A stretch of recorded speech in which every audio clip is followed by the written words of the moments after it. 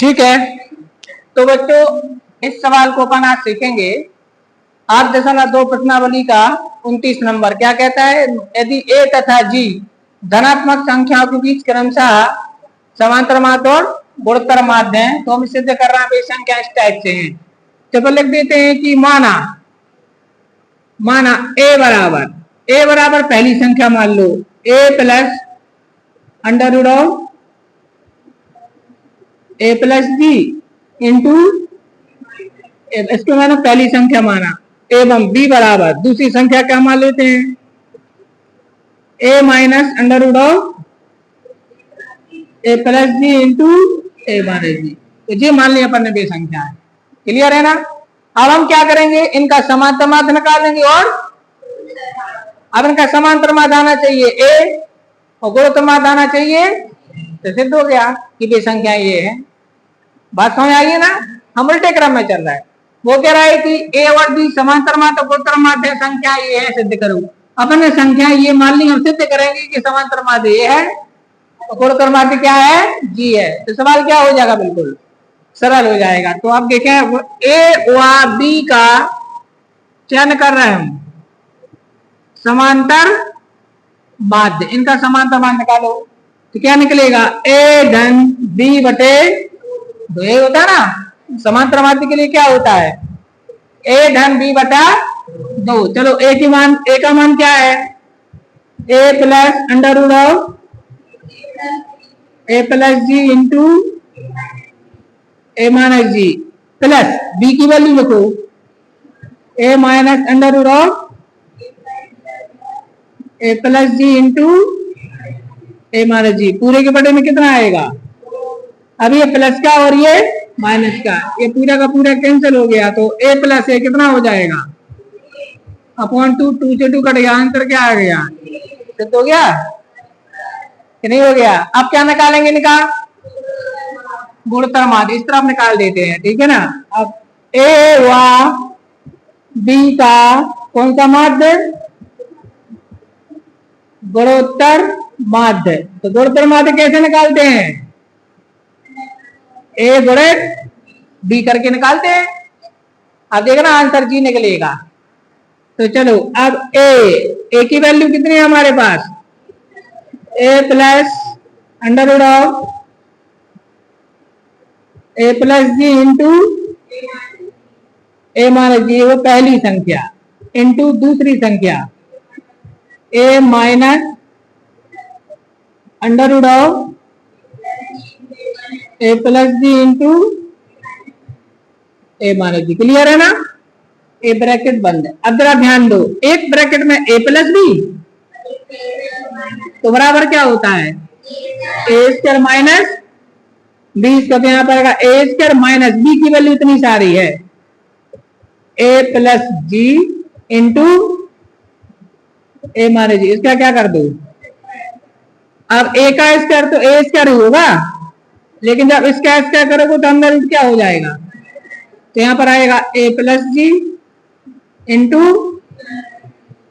अब इनमें सूत्र लगा दो, एक ब्रैकेट में ए प्लस बी, दूसरे ब्रैकेट में तो आएगा ए स्क्वायर माइनस जी स्क्वायर। अब माइनस के अंदर गुणा कर दो, आंसर आ गया ए स्क्वायर माइनस माइनस प्लस जी स्क्वायर। ए स्क्वायर स्क्वायर कैंसिल, आंसर कितना आएगा? जी स्क्वायर। तो आंसर क्या मिलेगा? यही तो सिद्ध करना था, नहीं करना था? हाँ, यही वे संख्या है जिनका समांतर माध्य क्या है? समांतर माध्य क्या है और गुणोत्तर माध्य क्या है उनका? ये तो अपन ने सिद्ध कर दिया।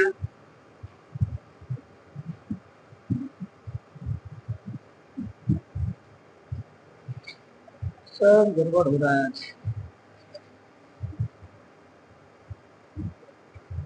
ठीक है, चलो इसको आप कर रहे हो तो कर लो।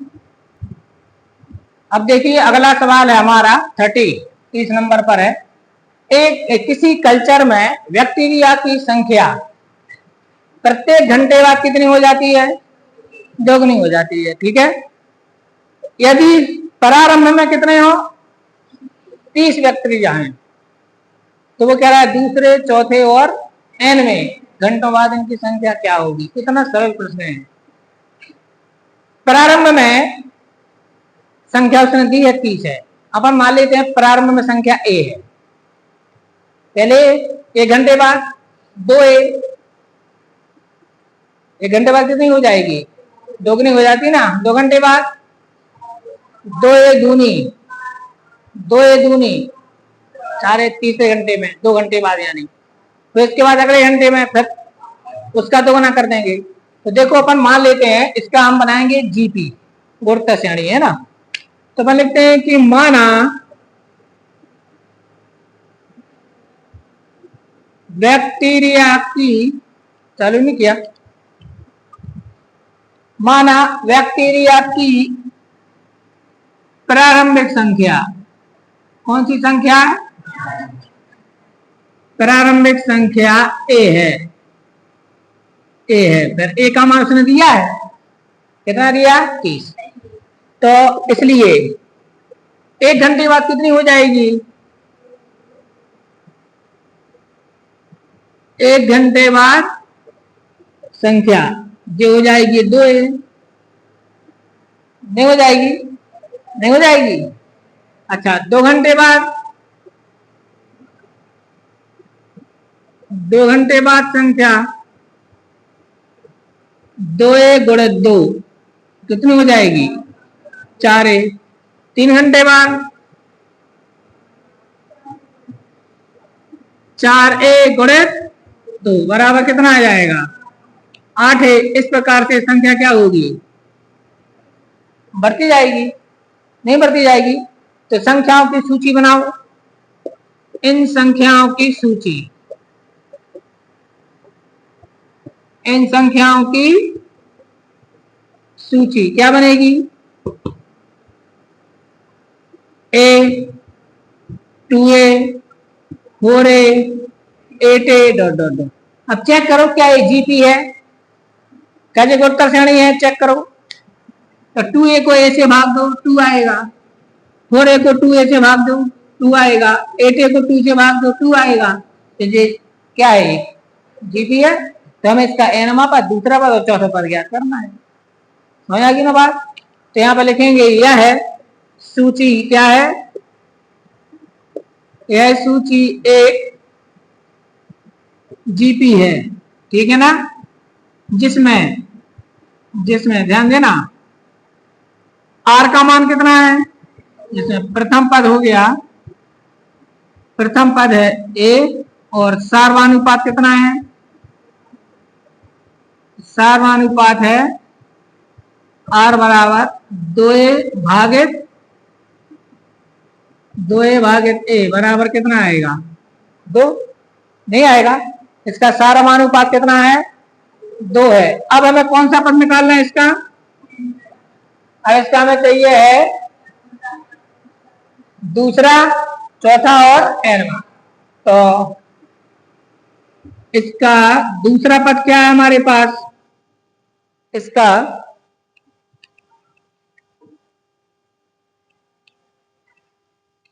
तो यहां पर देखें, इसलिए 2 घंटे बाद कितने, 2 घंटों बाद, 2 घंटों बाद बैक्टीरिया की संख्या, बैक्टीरिया की संख्या बराबर लिख देंगे जीपी का दूसरा पद, बराबर जीपी का कौन सा पद, कौन सा पद, दूसरा पद। दूसरे पद का सूत्र क्या होगा, a इंटू आर। अब यहां पर a का मान कितना है, या a बराबर है वो 30। तो यहाँ पर आएगा 30 गुणित 2 बराबर कितना आ गया, तो 2 घंटे बाद कितने हो जाएंगे, दूसरे घंटे में 60 हो जाएंगे। क्लियर है ना, समझ आएगी ना बात। कितने घंटे बाद, दूसरे घंटे बाद पूछा कि दूसरे घंटे में, घंटों बाद, दूसरे घंटे बाद, यानी कि कहां पर जाना अपन के लिए, 2 घंटों बाद बैक्टीरिया की संख्या, यानी जीपी का कौन सा पद, तीसरा आएगा, है ना, तीसरा पद आएगा। तीसरा पद क्या आएगा, AR स्क्वायर, तो 2 का स्क्वायर तो 2 दूनी 4, 120 आएगी। फिर क्या लिखना, चौथे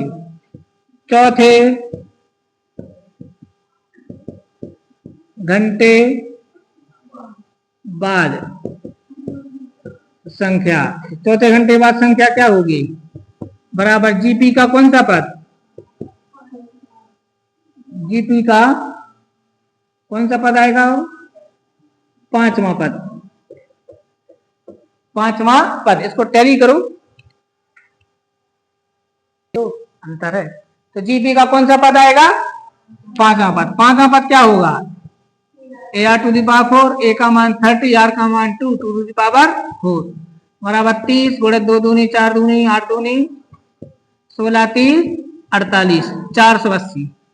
क्लियर है ना। एन घंटों बाद एन प्लस 1 वहां पर निकलेगा, नहीं निकलेगा, तो हम निकालें कितने घंटों बाद, एन घंटों बाद संख्या। तो क्या निकलना है जल्दी बताओ, बराबर जीपी का एन प्लस 1 पद, एन प्लस 1 पद। समझ में आ रही बात, कौन सा पद आएगा, एन प्लस 1। तो एन प्लस 1 पद क्या होता है, A R to the power N आएगा। तो एन पद क्या होता है, A R to the power N minus 1, लेकिन एन हमारी चाहिए, एन प्लस 1 चाहिए, तो क्या आ जाएगा, A R to the power N. तो यहां पर आएगा हमारे पास ए का मान 30, आर का मान 2, इस पर एन की घात। तो आंसर आएगा, बस इतना ही लिखा रहेगा, 30 into 2 to the power N, ये लिखा रहेगा, क्योंकि एन का कोई मान थोड़ी है हमारे पास। बात समझ आ गई ना, एन का कोई मान नहीं है हमारे पास। ठीक है, नोट कर लीजिए। अब देखें 32वां प्रश्न हमारे पास है, यदि किसी द्विघात समीकरण, क्वाड्रेटिक इक्वेशन, द्विघात समीकरण के मूलों, मूल मतलब रूट्स, तो मूलों के समांतर माध्य और गोचर माध्य, अर्थमेटिक मीन और ज्योमेट्रिकल मीन दिए हैं, वो क्या है 8 और 5। मूल नहीं दिए, मूलों का सामा दिया और गुरुत्व माध्य दिया।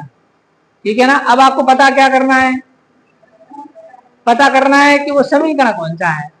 तो समीकरण बनाने के लिए पहले तो मूल पता करने पड़ेंगे, पहले मूल पता करेंगे ना, पहले मूल पता करेंगे, मूल पता करने के बाद समीकरण का 10वीं क्लास में सूत्र क्या था, एक्स वर्ग माइनस मूलों को योगफल इंटू एक्स धन मूलों को गुणनफल बराबर 0। बात समझ में आई, अच्छी आई। तो अब यहां से सॉल्व करते हैं, क्या आएगा, माना अभीष्ट द्विघात समीकरण के मूल अल्फा व बीटा है। यही मानते थे, यही मान लेते हैं, ताकि समाज से थोड़े से रिलेटेड हो जाओगे, पहचान हो जाएगी।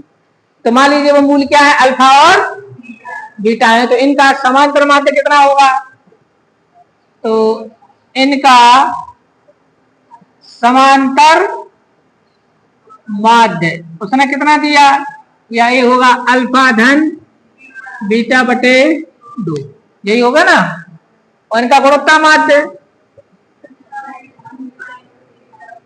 इनका गुणोत्तर माध्य हो जाएगा under root of alpha into beta. अब लिखते हैं प्रश्नानुसार, बोर्ड का ध्यान दीजिए, प्रश्नानुसार वो कह रहा है अल्फा धन बीटा बटे 2 का मान है 8, कितना है 8 है। तो इसको हल कर लेते हैं, तो इंप्लाइज दैट अल्फा धन बीटा बराबर आएगा 8 दूनी 16, समीकरण नंबर 1। एवं under root of alpha into beta बराबर 5, इंप्लाइज है दोनों पक्षों का वर्ग कर दो, तो अल्फा इंटू बीटा बराबर आएगा 5 25, समीकरण नंबर 2। क्लियर है। अब हमें इनको हल करना है और अल्फा बीटा के मान निकालना है, बाद में वर्ग समीकरण बनेगा। तो चलो निकालते हैं। तो समीकरण 1 से बीटा का मान निकालो, समीकरण 1 से बीटा बराबर क्या आएगा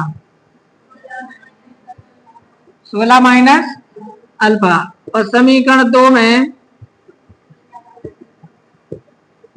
बीटा का मान रखने पर। तो क्या बनेगा, alpha into 16 minus alpha equal to 25।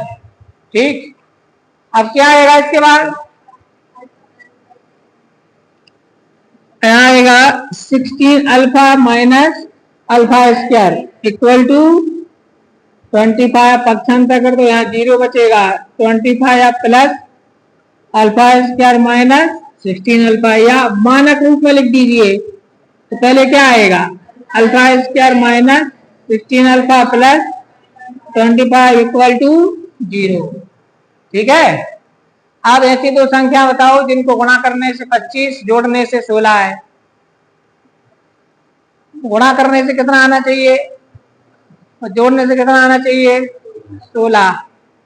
तो ऐसी संख्या मिलने वाली है, नहीं मिलने वाली है, मिलेंगी।